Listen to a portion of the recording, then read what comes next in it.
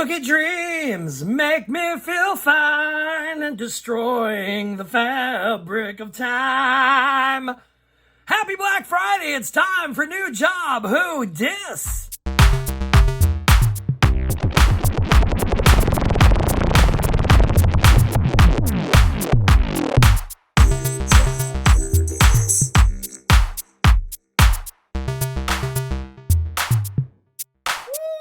Happy Black Friday, happy post-Thanksgiving Day, however you are celebrating this day off for most, but not for all.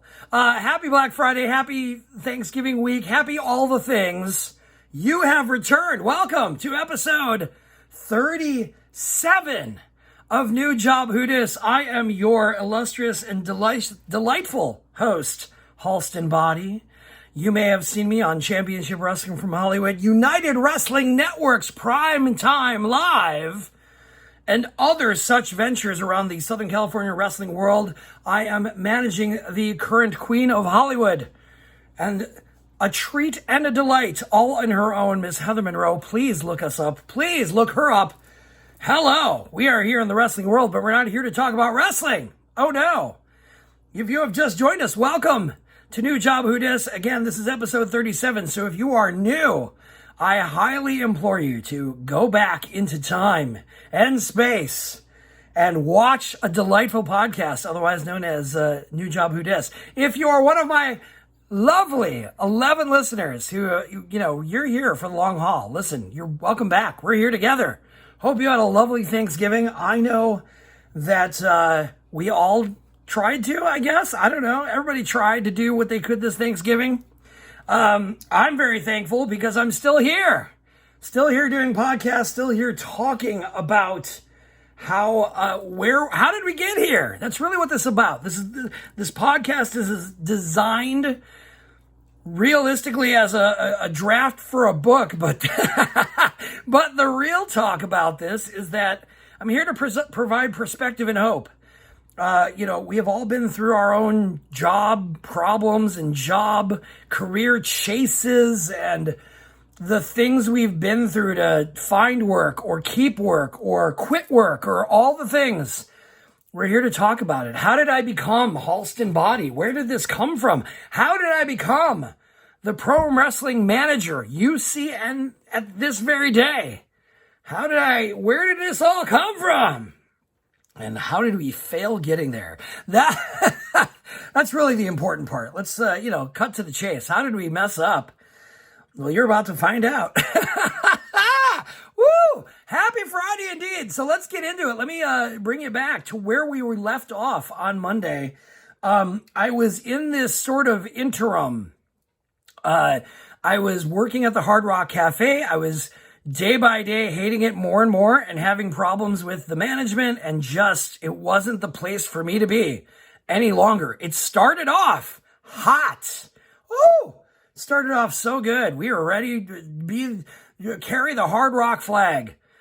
And based on other people's behaviors and managerial decisions and the company being a company, I was not, it was not meant to be. It was not the long marriage that I expected to have when I got into the relationship with the Hard Rock.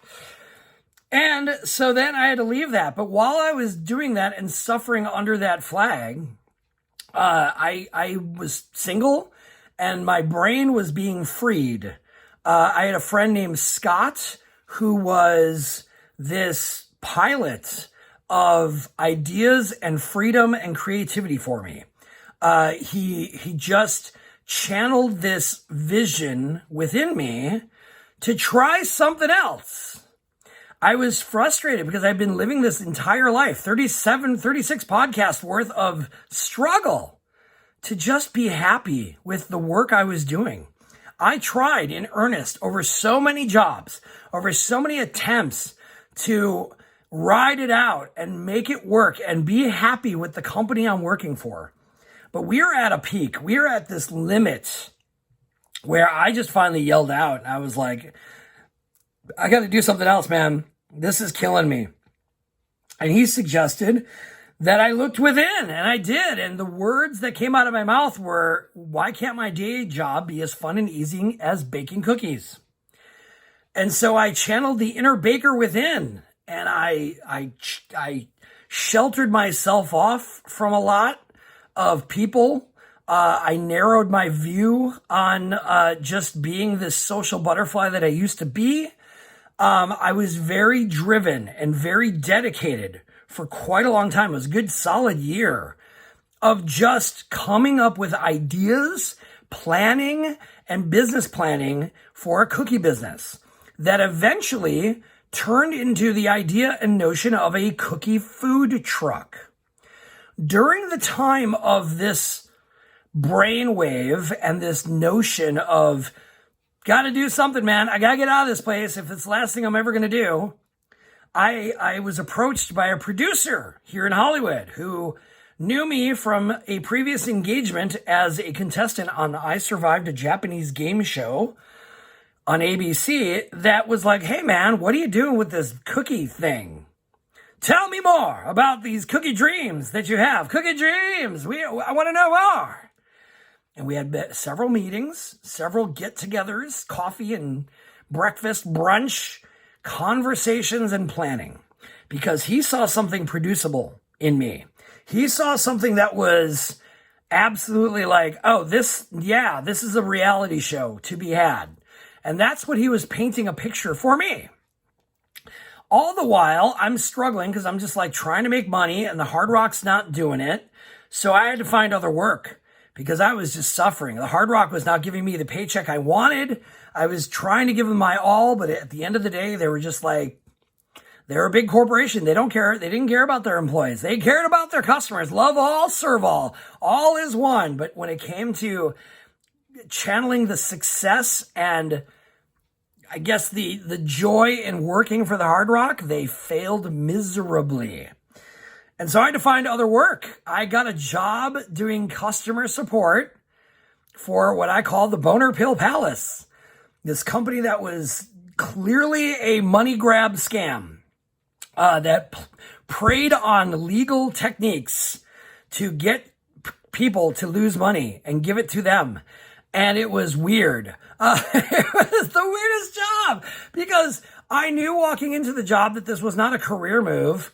This place was temporary. The job was temporary. They changed the name of the product 3 times while I was working there. I mean, again, I said this in the last episode. Every day I came into work, there was a part of me that felt like the U.S. Marshals were going to kick down the door and with boxes and handcuffs and be like, what's going on here? Because it just was this weird, it was basically preying on the human behavior of forgetting to call or email or send your pills back in and do all these things, these hoops. You had to jump through all these hoops. Otherwise you got charged $80 for these pills that were questionable at best. I mean, I didn't want to take them. They're like, you want some of these pills? You want to take these? I was like, I don't know. I don't have insurance right now. I don't know. That's a good idea. And I don't think I ever did. It didn't really, I was like, as tempting as it is to enjoy the product that I'm trying to defend on the phones, I didn't want any part of it. But it was full-time money. So I just shut up and worked. And I was like, all right, well, I got to just take this job because the Hard Rock's bringing me misery. And I'm chasing this food truck, cookie truck dream. Here is the biggest problem. And this is where now we're going to get into where we're at. And definitely part of my mindset. My mind frame was so driven. I was just driven. I was like, I got to get out of this loop that I'm in of working for these jobs and getting into the job and coming in hot. And they're like, oh, this guy's a rock star. We love him. Let's promote him. Let's make him something. Let's do it. This guy's, gunslinger. Pew, pew, pew, pew. And I was. I mean, listen, I still am. I'm letting you know, to this day, every job that I get into, I am knocking it out of the park because I come in with the right intention. I'm not there to scam anybody. I'm there to do my job. I'm there to make it work. And there's a part of me that, yeah, I'm sure there's a part of me that's like, oh, you're always a celebrity. You're always one of those, that guy at work who just is a personality. But I hadn't honed in on that yet. I was just this guy who was working and trying to make it work and be this person who is friendly to all and love all, serve all. And I was just trying to do that. When I looked back at all the jobs I've had, swear to God, there were, other than the ones that I hated from the minute I walked in the door and I was going to quit knowing that I was, other than those jobs, all the jobs that I started in earnest, I was like, I'm here to make it work and make people smile. And isn't work torturous enough? Why do we have to make it more torturous? Let's make it fun. Yay! And I got through and people love me and I got promoted and life is good.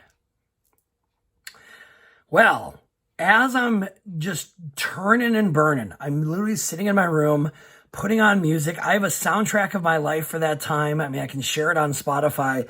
I dove in and I wanted to make this thing a reality. I was not going to half-ass it.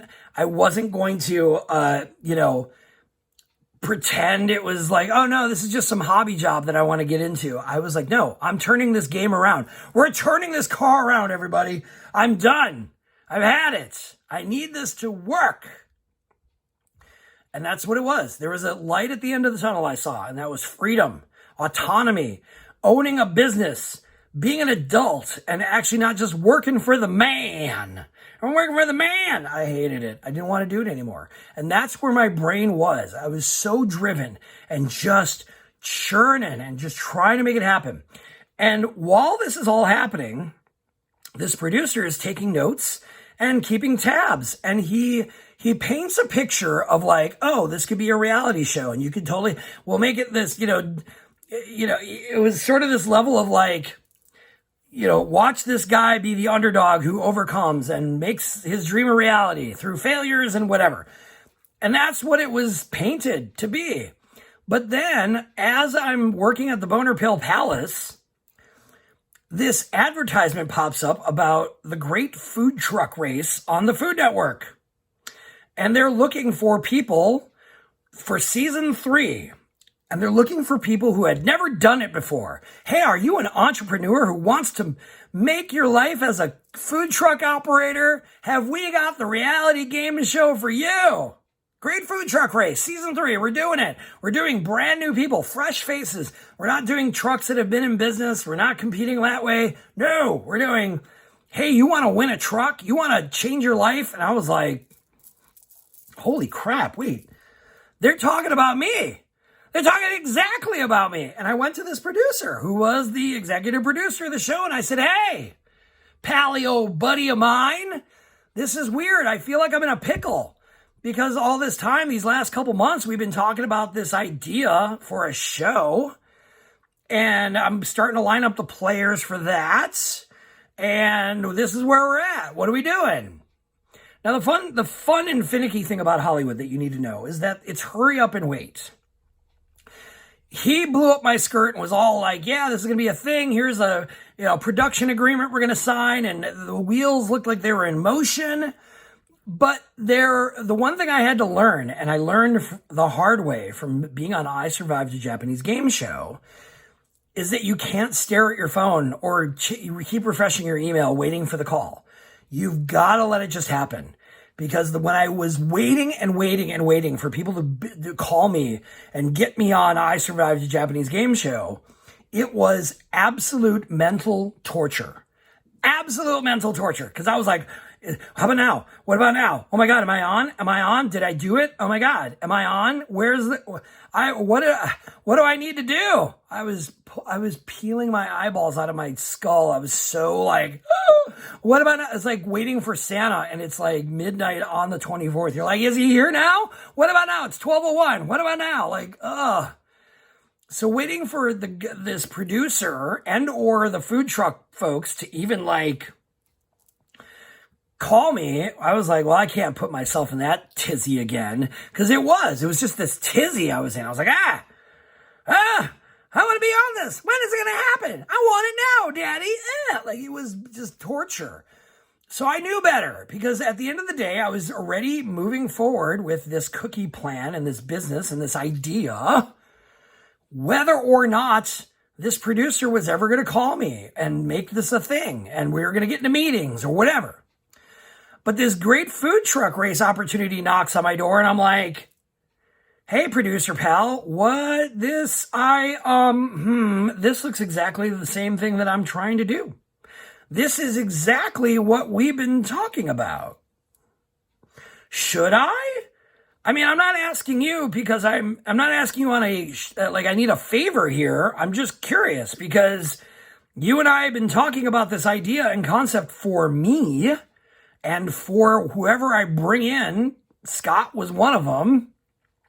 But now you're kind of doing it in food truck land and great food truck race land. Should I take the jump? Should I take the leap? Is this what I should be doing? I mean, it's right there in front of me. Why not, right? But I don't want to ruin this production agreement. I don't know what I should do. So I went for it. I was like, listen, yeah, I mean, the carpet seems to be sort of being rolled out for me. This producer is kind of going, I mean, maybe you should. I don't know. Maybe you should. And I did it. Here's the problem. I didn't have anybody on my side to jump onto a reality show with me. Scott was the only one really. He was working at the time. He was doing production and stuff and, finding his jobs in Hollywood, but he was kind of a drifter and an in-betweener, as they like to say. So he wasn't working like this stagnant 9 to 5 that, he had invested in and was very much like, here's my 401k and my pension and I'm going to retire from this place. He was doing, again, production work in Hollywood, and graphics work and stuff. So it wasn't, I'm married to this job and I can't just fly off and do things. And so then I had to find a cook. Because here's the thing. Here's what happened. They reached out to me, right? I applied. I told them, and and I know this producer, and here's what's up, and here's what I'm doing, and here's my plans, and all the rigmarole. And the food truck folks were like, yeah, we love this. Here's the problem, though. Do you have anything other than a cookie truck? And I was like, yeah, as a matter of fact, I do. Because, funny enough, I was writing ideas. All through, the process of coming up with all these food truck dreams. And one of the things I wrote down was wacky breakfast truck. And I was channeling Pee-wee's Playhouse and Pee-wee's Big Adventure because I thought, again, I've been doing research and going out with friends and going out on my own to food truck festivals. And I was watching these food trucks and I was like, how can I make this better? That was my brain. That was where my mindset was. How can I make food trucks better? What's the missing thing that food trucks would draw people to? You got these dirty taco trucks or these dirty trucks that they're gas and loud and how can I help you? And they're these, metal machines. How do we make this more entertaining? And my brain was going through, coming to the school of KISS. Give them something to look at. Give them dinner and a show. Fireworks off the top of your food truck. Entertainment, live bands, clowns, juggling, whatever it could take to draw a crowd in front of my food truck, as opposed to that crappy hot dog truck down there. And who cares about that taco truck? And that burger truck is overpriced. But man, this fun and wacky breakfast truck. Why not? And then my brain on the business side thought, well, what's one thing that people love to do when they're stumbling out of a bar between 1 and 2 a.m. and they need to soak up the booze? Well, they need pancakes and they need carbs and they need breakfast. We've done it before. Let's go to Denny's or IHOP or whatever 24-hour diner we can get our hands on so we can soak it up with some hash browns and gravy or something, right? That's drinking culture. And I was like, yeah, that's an idea. I'd set up a breakfast food truck outside of bars so that the drunken folk can either soak up the booze while they're drinking or after they stumble out of the bar at 1 a.m, they'd be like, I need some pancakes. Yeah, flapjacks in my mouth. Love it. So I wrote this idea down, but it wasn't my focus because, again, I was like, cookies. How do I make cookies work? Cookies are the niche. How do I make cookies work? And the food truck casting folks were like, this is a competition reality show. Do you have anything else besides cookies? And I said, yeah, breakfast. Hey, breakfast. Now, by the way, we're going to pause the tape on this casting of the food truck race.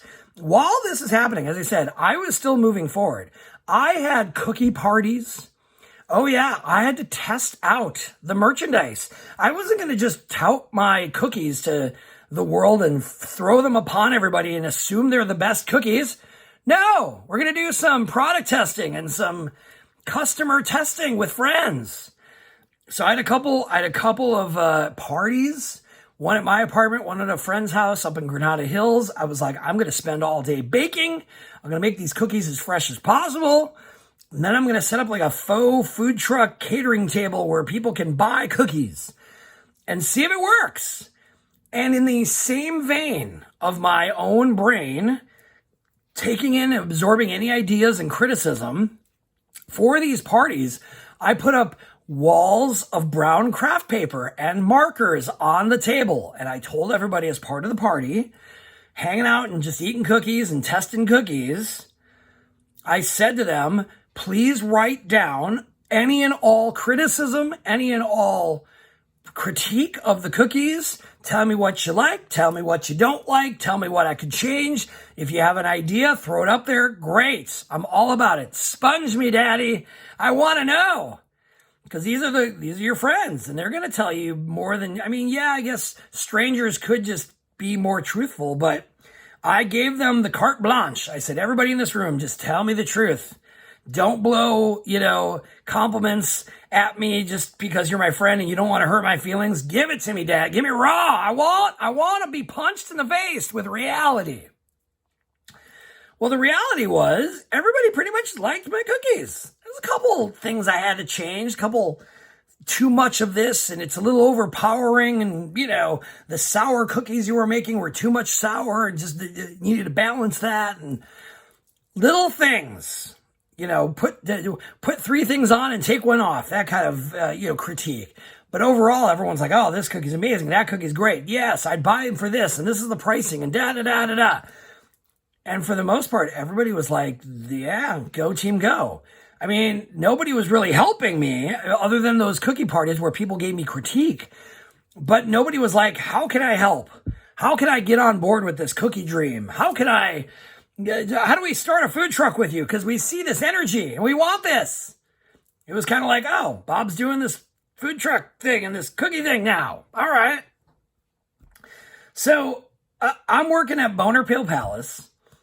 I'm in cahoots with the Food Network in a way where they are clearly casting us, but they haven't told us officially. The game they play. I love it. But they're grooming us in a way where it's like, hey, we're going to get you on the show, but we just got to have a few things in line. Obviously, one of them was we can't have a cookie truck. Great. Well, we'll do a breakfast truck. But my brain was also like, well, it can't just be breakfast. We got to have a focus. So that was on the list, but also I had to find a cook. I had to find a chef.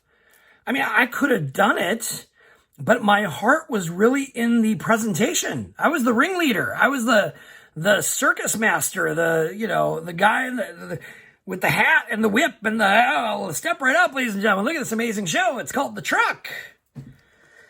And so during that time, not only I had to find a chef, and I found one, but I also had to figure out what this focus of breakfast was going to be. And at the same time, simultaneously, these things were happening because I clearly could tell that the food truck race, the Great Food Truck Race producers and or casting people were just like salivating and waiting for me to make sure that I had my ducks in a row. Well, the first one was obviously finding a chef. I don't even remember. I have to go back on Facebook and try to piece together how I found this person. But this dude came along who is also a big bear. Scott wasn't necessarily a bear. He was bear-ish, but he wasn't like, I'm a flag-wearing bear. Yeah, woof, grr. He was adjacent. And then this Brian dude, he was part of the bears, but he was more of like the precocious art bears. He wasn't part of like the party bears and we're at the pool parties and the clubs and the scene where it was sort of adjacent as well to the bear community. But at the time, I didn't really want a bear truck. I wasn't trying to present us as like the gay bear truck. I was trying to just get people to join the party. And hey, we're doing this thing. You want to cook waffles? Now, I said waffles right now, but that's what it became. It became this waffle truck. And how did it become a waffle truck? Well, somebody gave me the idea. I had a conversation with this professional chef once, where he was thinking about retiring from restaurant chef, life and being this exec chef at these highfalutin restaurants. And he essentially was talking about how he wanted to start his own catering business.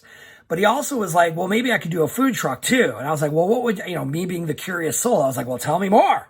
Tell me more about your food truck dreams, about this. Hey, professional chef, tell me more. I was picking his brain. And he said, yeah, I'm going to start a biscuit truck. And my brain went, what? Who cares? What? Unless you've got the baddest, most delicious ever biscuits in the world that can just line them up. Let's have a challenge. The best biscuits you could ever find. How would that work? And he tuned me into it. He's like, well, the biscuit is just it's the sandwich. It's the bread, right? It's the breakfast sandwich. It's the lunch sandwich. It's the side. It's the biscuits and gravy. It's the biscuits. It just complements and you can put anything on a biscuit. And my brain melted. I was like, oh, that's so smart. You can just put anything as long as you make your consistent biscuit, and it's the biscuit everybody is coming for. You can make a biscuit sandwich. You can make a biscuit taco. You can make a biscuit plates. You can make all sorts of biscuit things. And I was like, oh, that is so smart. Well, when it came time for me to be like, well, I got to come up with a food truck idea. It can't be cookies. Check. Breakfast. Well, that's open-ended. Breakfast truck. I mean, when I'm trying to pitch myself as somebody, what do I love about breakfast? Why? Breakfast truck could be just a cold cereal in a bowl. I mean, what's a breakfast truck? Well, my brain went to that. How do I make this versatile? How do I make this something unique and different than just pancakes and sausage? I don't know. Maybe I was just overthinking it, but the brain went to waffles. I was like, waffles. It's got to be the waffle truck. There's got to be something about waffles because you can make waffle sandwiches, waffle tacos, waffle cones, waffles. You can just make savory waffles. You can make waffles. And I don't know anybody who hates waffles. I mean, yeah, there's those people who are like, no, I love pancakes. I hate waffles. I mean, yeah, I guess they exist, but I've never heard anybody openly hate waffles. There it was. It was like a light I was like, oh, waffles. Yeah. Let's make waffles. Fun. Okay. So Scott and I, being in the cahoots that we're bouncing this around. We are coming up with ideas. I was in talks with this guy named Brian. It seemed like this weird, long, drawn-out negotiation. But he seemed like he wanted to be part of it. He was like, yeah, let's do this. I don't even remember him having anything going on at the time. I don't remember him he had some sort of job planned, or he was doing some sort of art curation or something, but he was kind of a free agent. So I was like, great, get on the bus, get on the truck. And so somehow, some way, we formed this team. It was Brian, and it was Scott, and it was me. And it was just three kind of random folks. I mean, Scott was my friend. We were gelled. We knew how to speak each other's language. And Brian was kind of the outsider, but he was there. He was like, yeah, okay, I'll sign up for this. Great. So I present all this to the Great Food Truck Race, right? They're like, what is it? We're like, well, we're going to do a waffle truck. And I remember having an argument with Scott about the name, because I only had ideas and I was throwing them at the wall, and I liked the idea as I was putting out there, but you could tell it was like he was getting agitated because I was like being the idea guy and trying to come up with stuff and just being like throwing it out there like, yeah, we should do this. And it'd be great if it was this. It'd be fun. but realistically, I was not taking input from anybody else, Brian and Scott. I was like mentally kind of shutting them out because I was just so gung-ho with and full of energy that I wasn't listening and I wasn't taking in their ideas. I was just like, yeah, this now, I'm so excited. Let's make this a thing, because I was this ball of energy. I remember actually Scott making me cry at one point in a conversation before all this was happening, because he read me to filth. He was like, you're not taking any criticism. You're not doing all these things. You're not, listening. This isn't a one-man show. And I was like, oh, and it hit me hard because I had to be woken up and realize this is a team effort and it can't be all about me. You're right. I was unintentionally and unknowingly just being this, like, the drive was just taking my ego and my, like, right, my way or the highway kind of feeling. And I wasn't like laying out ultimatums or anything. It wasn't like my way or you're out of the truck or anything, but it was just like, this idea is great. We should do this idea. This would be great. Great idea. And instead of just taking some sort of step back and letting people bounce the idea around, I was like, no, we got to do this thing. And so he checked me so hard. Same place in his truck, just sitting out in front of my apartment, smoking some ganja and just being like, hey. And he was like, listen, you got to stop this. You're not listening. You're just being this, and it's the Bob show. Yeah. And I was like, oh, you're right. Perspective. Huh. What's wrong with me? Get on board. Okay. And so we did. It shook me to the core of that conversation. It shook me that I was being challenged when I didn't know what I was doing. I mean, I didn't know I was behaving this way. I just thought I was being me. I'm so excited to do these things and be part of this life-changing effort that I just was blinded by my own behavior. And, I'm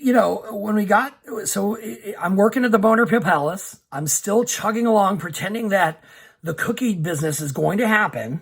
Because again, I couldn't rely on the Great Food Truck Race. I wasn't like sitting there going, man, it's going to happen. So I might as well just stop what I'm doing.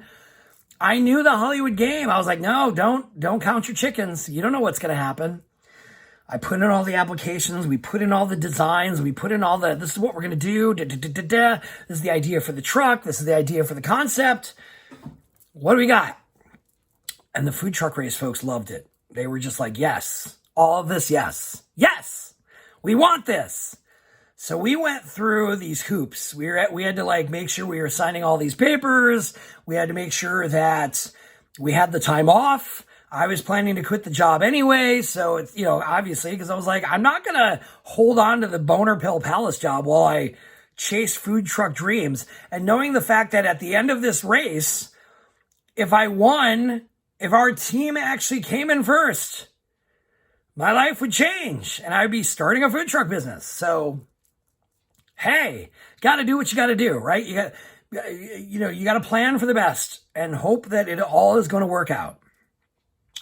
So what was great about this team is that Scott was my right-hand man, and he was so good at catching what I wasn't catching. So it was great synergy as far as like somebody I picked as a teammate. He was a free spirit. He was full of creativity. He was full of ideas. He was encouraging when I needed it. So yeah, Brian was good because he was an outsider. He wasn't a best friend. He wasn't somebody I was going to like question my relationship with if he screwed up. It was kind of perfect in that way because I didn't want to wreck a relationship with a best friend because they didn't cook fast enough or caused us to lose or something, right? I was like, all right, well, if this guy fails and somehow it fails, I'm not like, oh, there goes my 17-year relationship with this person. It was like, all right, great. Somebody who can just keep a relationship out of the picture and just focus on the waffles and focus on the kitchen and make it work. Great food truck race, bought in. They're like, yes, we need you to do these things. We had to jump through all these hoops. We had to make a t-shirt design because they wanted all of the teams to have matching shirts and we had to do it our own. It was kind of weird. You'd think they'd have a budget for that. We're like, we're gonna make you guys t-shirts. What size do you need and what's the design? We're just gonna do it for you. But no, they made us chase around, and Scott, bless him, he ran around and made all these designs and paid for them up front. We got reimbursed, but it was like, here's our waffle shirts. And then they were like, you got to make sure these things happen. You got to make sure you got to have the name of the truck. And the name of the truck, again, I think that was one of the arguments or the moments of strain between Scott and I, because I was like, it should be this name. It should be this. Da-da-da-da-da. And he was like, why does it got to be your name? I was like, I don't know. I don't know. Somehow, and I can't remember if it was me or it was him. I think it was him. But we collabed on Papa Waffle, as in POP-A-Waffle, like Pop-O-Matic. Papa Waffle. And if you say it, it sounds like Papa, as in father. Papa Waffle. Oh, do you know about Papa Waffle? I know. And like my brain on the creative side went, well, I guess I'm Papa Waffle. Where's Mama Waffle? Like, so yeah, I was like, I guess I'm Papa Waffle. You could use it as a double entendre, right? It's just like, oh, I'm going to eat at Pop a Waffle, or I'm going to see Papa Waffle to get some waffles. It just was clever enough. And I loved it. I was like, oh, that's so smart. Papa Waffle, great. And then they were like, well, do you have a food truck design? Because we could design one for you. Or if you have a design, well, I had a long friend, I'm still friends with him. He's one of the most brilliant designers I've ever known. He can just design. He's just the design king. There, I've said it. If you go to him with an idea and a project and a concept, he'll whip it up, and you'll be amazed at what his brain takes you to. And you're like, oh God, that looks amazing. I'm forever in debt for him because he made the most amazing food truck wrap and the amazing logo. And it worked. It was so great. I mean, I owe him a million dinners because I pressured him and I was like, brother, I need this. Oh my God, I need this. Can you help me with this? And he was like, yeah, I'll do it. And he got his design on a food truck. Wow, great, right? So we're going through this casting. They're shooting these vignettes. I mean, it was cast. I knew. I was working at Boner Pill Palace. I knew the day was coming, so that's what freed my brain. I mean, I was working at this torturous job that I hated and hated talking to people who were angry about their $80 charges on their credit card because their son or brother or dad, or their husband bought boner pills on a porn site. I mean, that was not the life for me. Yo ho ho, not the life for me. So the light at the end of this whole tunnel was the fact that I knew that they were going to cast us, and I knew where it was going to go, and I knew that it was going to happen. I had the players in place. I had the food truck menu kind of in place. I knew what we could do to make it happen. And the great food truck race went, you're in. You're going to be one of the 12 teams competing. Wow. What? Shut up. Oh my God, it's happening. I mean, that's how excited I was. I got dry cough. Yeah, it was weird. They made you sign all this paperwork again. As I said, they made you wait. It was a lot of wait. Hurry up and wait. When will I know? When will I hear from them? Maybe by next Wednesday. Okay. Staring at that phone. The only real torture about this is the fact that I knew it was happening, but I just didn't know when. I didn't have on Tuesday, I will be starting this thing. They had to get their ducks in a row as far as the production. They had to get their plans out, and they had to figure it out. This is a new venture for them. They've done 2 seasons of the Great Food Truck Race at this point. But this was new people and an entrepreneur opportunity. So, it was a new ball of wax for them because they weren't dealing with professionals who knew how to run a food truck. They had people who were like, this is my first time ever in a food truck. And for some people, it was. I'd already been doing the research. I'd already been looking at trucks, going to food truck, parties and trying to figure out how to work a food truck. So I had a slight advantage, I felt, because I was doing the research. I wasn't just like, What's a food truck? I guess. I'll do that, I guess. I had no idea what I was in for. I mean, whew. It was when they finally cast us and they shot these vignettes. They were shooting these behind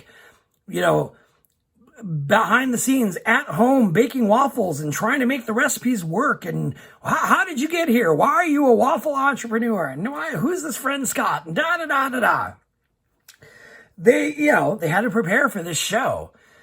Here's where it went weird immediately.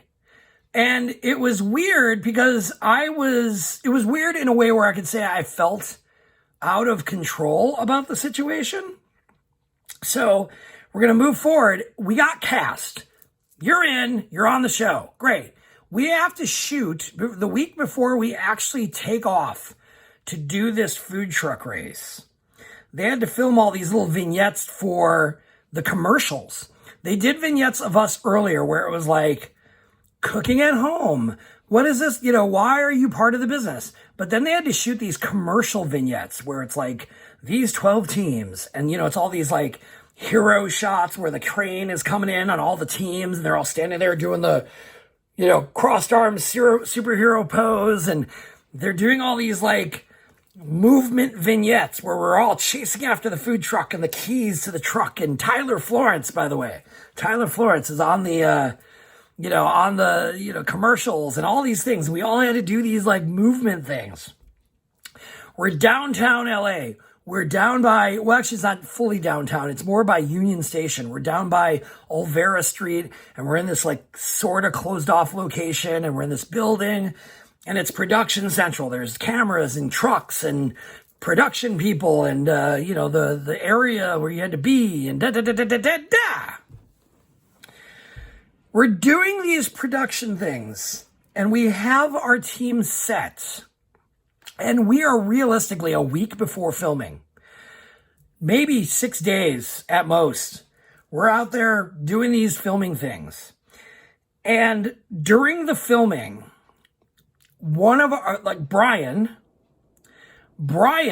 our chef, our labeled chef at the time, got injured. We had to do this vignette thing where we were running towards the camera and it was to look like the teams were running, right? We're all running and they were going to composite it together and da da da da da. It was great. I totally got it. I'm like, oh yeah, run towards the camera like we're chasing after these food truck dreams. Brian was a hefty boy and I didn't know his athletic dexterity in any way, shape, or form. I mean, he's a big old bear. I don't know what he's capable of. Well, while we're doing these vignettes, and we're running like across a street. That's literally the equivalent of it. And we're doing it in an area where there's like brick street. So it's not the most smooth surface. During that, okay, take one. We're all carrying things. I'm carrying like a giant whisk and a waffle iron or something. And Scott's carrying his flags because he had these like raver flags that were made to look like waffles. I know, production, darling. And so Brian had to carry this oversized metal bowl filled with pancake batter or what was, looked like canned pancake batter. He tripped. Like take number 2 or 3, he tripped doing that and just straight up fell on his shoulder. I didn't see it because I had already ran. Like I was like running and I just ran past, they told you like run past the camera. Well, I turn around and Brian is like straight up on the ground in pain. It wasn't just like, oof. It was, like what happened? He had to be taken to the hospital. I think he broke his clavicle or he broke something in his shoulder. I don't remember what bone. I don't know if he smashed his shoulder bone or the top of his arm. I don't remember where on the shoulder, but he broke his shoulder. He could not compete. He was completely incapacitated as far as being able to use his arm. What? A week before we're supposed to be on the Great Food Truck Race and one of my team members is out of commission? What am I supposed to do? Oh my God, my dreams are right in front of me. And is this a curse? Like what? How? Ah! I was in panic mode. Holy crap. What am I supposed to do? What are they supposed to do? Are they going to kick us off and find an alternative team? Are they going to be like, well, sorry, you can't compete. You don't have 3 people. Ah! I didn't know. I was in panic mode. I'm literally watching myself. I was like an out-of-body experience because I was like, I'm here. We're getting cast. We're being filmed. They are revving up to make this happen, and it's happening in a week. What are we doing? Well, you will find out on Monday. Yes, what happens? How did we get out of this pickle? Where did the dream go? How did it work? Did it ever work? Well, you will just have to tune in on Monday. You will hear the tales of just me. There's no fanfare to me quitting the Boner Pill Palace, by the way. When I told them outright why I was quitting, they were just like, oh my God, what? You're going to be on TV? And I was like, deuces. But yeah, there was no fanfare to that. But here I am, literally a week before my life is about to change, and a giant stone gets thrown in the path in the ways of a injured team member. I was powerless. I was controlless. So, you are going to find out how we got out of that pickle come Monday. Please tune in. Please have a wonderful Thanksgiving weekend, the rest of your shopping weekend, or if you get your Xbox or your PlayStation 5, whatever. Hey! Glad you're here. Please come back on Monday to find out more about how the Great Food Truck Race changed my life for the better and absolutely for the absolute worst. Oh, we have stories to tell, ladies and gentlemen. Please come back on Monday. We are here every Monday and Friday unless I decide to take a day off, but we're getting closer to the end of this road. So stick it out. Please subscribe. Please like. Please share. Please thank you for continuing to listen here on Spotify, iTunes, the Apple Podcasts, and of course on the Podbean Network. And if you're here on YouTube looking at my gorgeous face, mwah! Love you. Love you long. Love you strong. Please come back. I will say it again as I say it every week. Tell a friend. Tell a neighbor. Tell your mom. Tell your dad. Tell your brother. Tell your sister. Tell everyone. You've been listening to New Job. Who dis?